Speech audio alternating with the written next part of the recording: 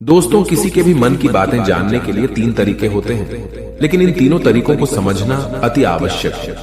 यदि आप इन तीनों तरीकों को समझ लेते हैं तो आप किसी के भी मन की बातें बड़ी ही आसानी से जान सकते हैं, समझ सकते हैं। तो चलिए इसे एक बुद्ध कहानी के माध्यम से समझते हैं कि किस तरह से आप दूसरों की मन की बातें जान सकते हैं, समझ सकते हैं। बहुत समय पहले की बात है। एक छोटा सा गांव था। उस गांव में दो भाई रहा करते थे। बड़ा भाई अंधा था, जिस कारण वो हमेशा घर पर ही बैठा रहता था, और छोटा भाई खेती किया करता था। लेकिन खेतों में अधिक जानवर आने से पूरी फसलें नष्ट हो जाती थी, जिस कारण छोटा भाई बहुत परेशान हो चुका था। तभी उसे एक तरकीब सूझी। एक दिन उसने सोचा, खेतों में से इन जानवर को भगाने के लिए क्यों ना मैं अपने बड़े भाई की मदद लूं।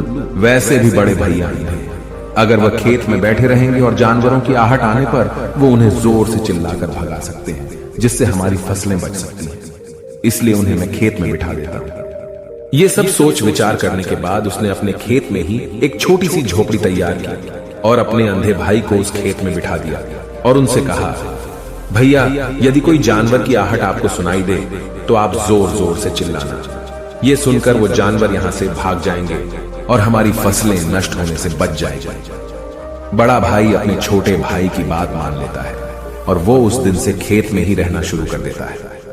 जब भी किसी जानवर की आहट उसे सुनाई देती तो वो तुरंत जोर जोर से चिल्लाना शुरू कर देता, जिससे वो जानवर उसके खेतों से भाग जाते। ऐसा करते करते कई दिन बीत चुके थे।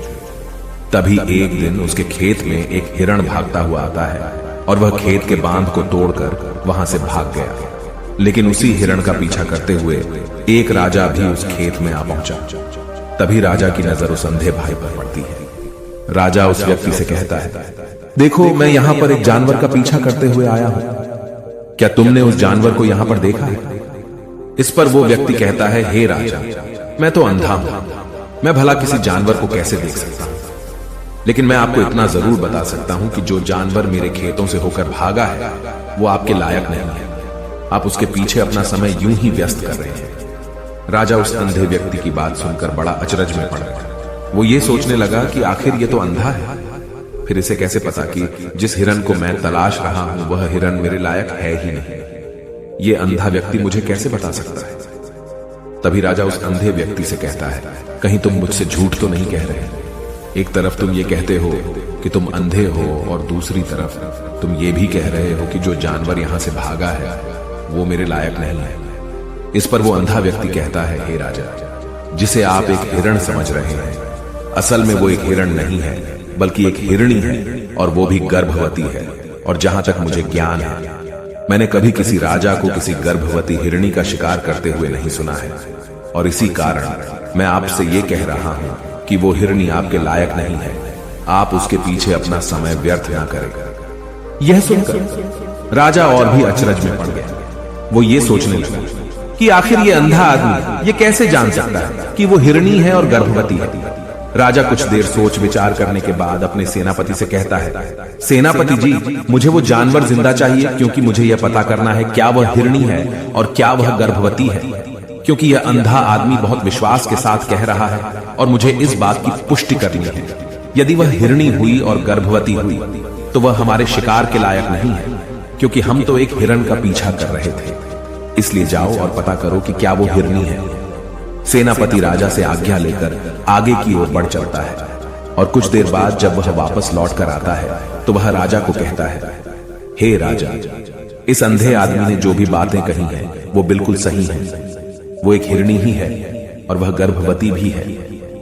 यह सुनकर राजा आश्चर्यचकित रह गया। उसे समझ नहीं आ रहा था कि आखिर अंधा आदमी कैसे पता कर सकता है कि वह जानवर एक हिरणी है, और तो और वह गर्भवती है। भला एक अंधा आदमी यह कैसे देख सकता है? यह कैसे जान सकता है? आखिर इसे यह कैसे पता चला? ऐसे कई सारे प्रश्न अब राजा के मन में उमड़ने लगे। अब राजा ने यह ठान लिया था कि मुझे इस बात की तह तक पहुंचना ही है कि आखिर यह अंधा आदमी कैसे जानता है कि वह जानवर एक हिरणी है। यह सोचकर राजा उस अंधे आदमी के पास जाता है और उस अंधे आदमी से कहता है, देखो, मैं ये तो नहीं जानता कि तुम सचमुच अंधे हो या नहीं, लेकिन मैं तुमसे एक बात जानने आया हूं। क्या तुम मेरे प्रश्न का सही सही जवाब दोगे? इस पर अंधा व्यक्ति कहता है, हे राजा, आप जो कुछ पूछना चाहते हैं मुझसे पूछ सकते हैं, मैं आपको बिल्कुल सच सच जवाब दूंगा। इस पर राजा कहता है, देखो, एक तो तुम कहते हो कि तुम अंधे हो और दूसरी तरफ तुमने यह बता दिया कि जिस जानवर का पीछा मैं कर रहा हूं वह एक हिरणी है, और तो और वह गर्भवती भी है। आखिर तुम्हें यह कैसे पता चला? तुम्हारे खेत में और भी तो जानवर आते होंगे, और भी तो जानवर यहां से गुजरते होंगे, फिर तुमने यह कैसे अंदाजा लगाया? तभी वह अंधा व्यक्ति राजा से कहता है, हे राजा, आप जिस हिरणी का पीछा कर रहे थे वही हिरणी जब मेरे खेत में आई, उसकी रफ्तार और उसके भागने की आहट से मुझे यह एहसास हो चुका था कि यह एक हिरणी है, और मेरे खेत की जो बांध है वह बहुत छोटी है, उसकी ऊंचाई ज्यादा नहीं है।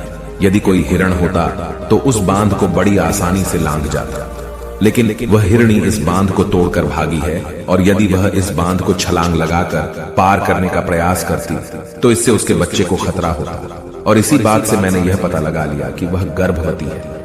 इस कारण वह ज्यादा ऊंची छलांग न लगाकर मेरे खेत की बांध को तोड़ते हुए भाग गई। इस पर राजा के मन में एक और प्रश्न उठा।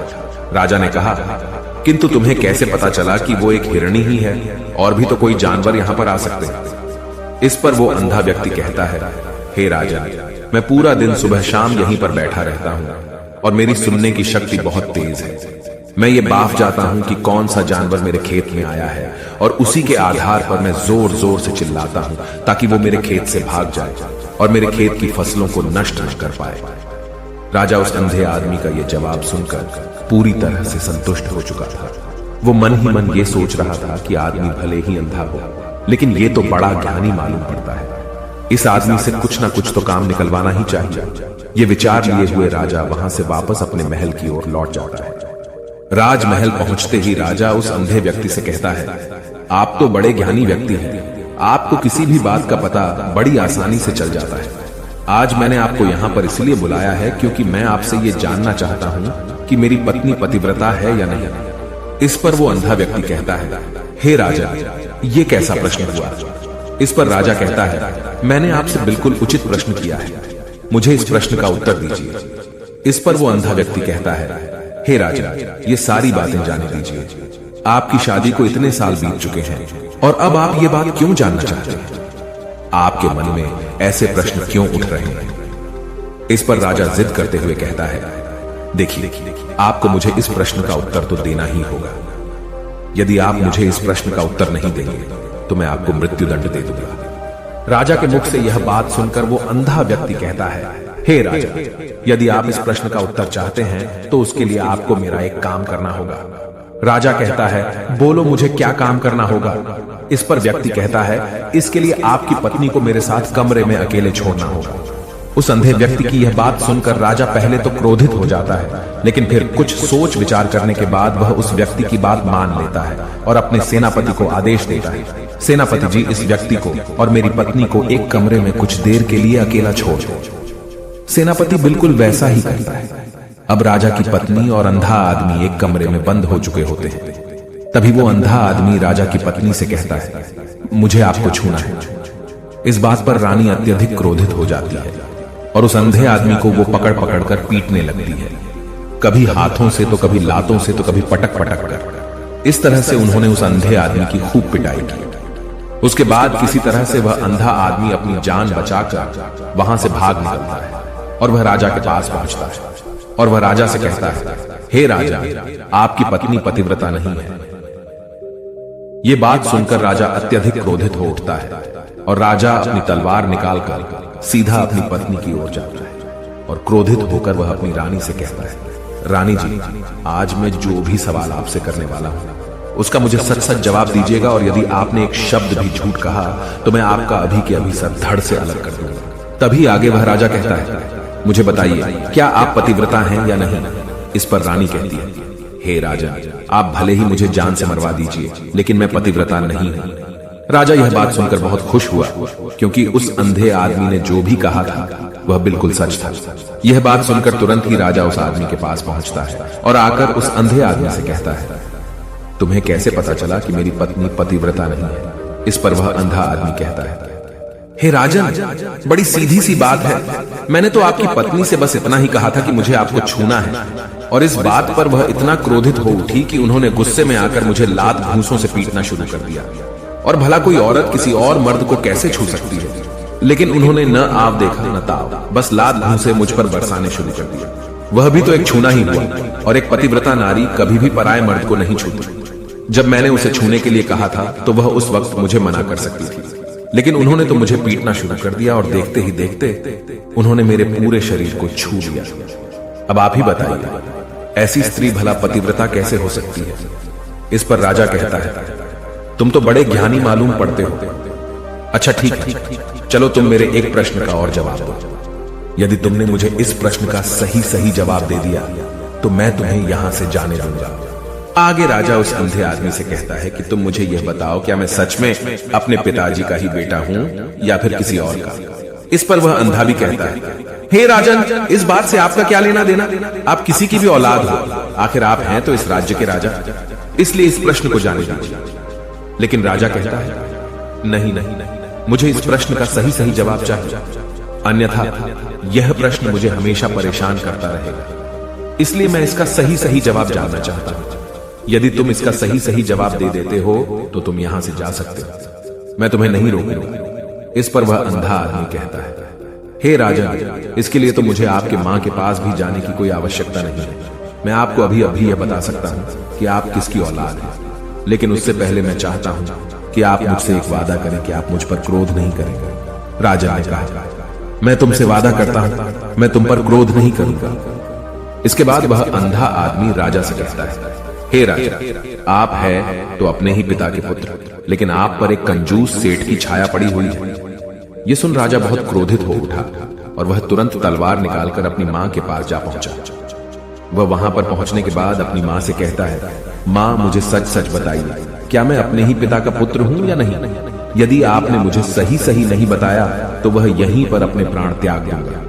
मुझे बताओ क्या सच है? इस पर उस राजा की मां कहती है, बेटा, तू है तो अपने ही पिता का पुत्र, लेकिन तुम्हारे ऊपर एक कंजूस सेठ की छाया पड़ी हुई है।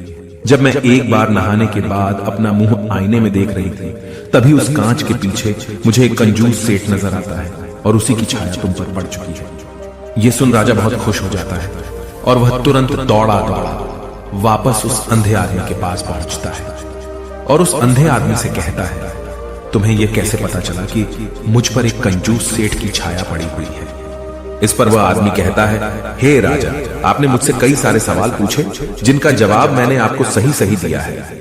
यदि कोई और राजा होता तो मुझे इसके बदले में ढेरों सारे इनाम मिल चुके होते, लेकिन अब तक आपने एक फूटी कौड़ी तक नहीं दी है। इस बात से ही मैंने अंदाजा लगा लिया था कि आप बहुत कंजूस हो। यह बात सुनकर राजा जोर जोर से हंसने लगा और कहता है कि आप जो भी मांगेंगे वह मैं आपको अवश्य दूंगा, लेकिन मुझे यह बताओ कि तुम्हें कैसे पता चल जाता है कि कौन सी बात सही है और कौन सी गलत? तुम किसी भी बात का इतना सटीक और सही जवाब कैसे दे पाते हो?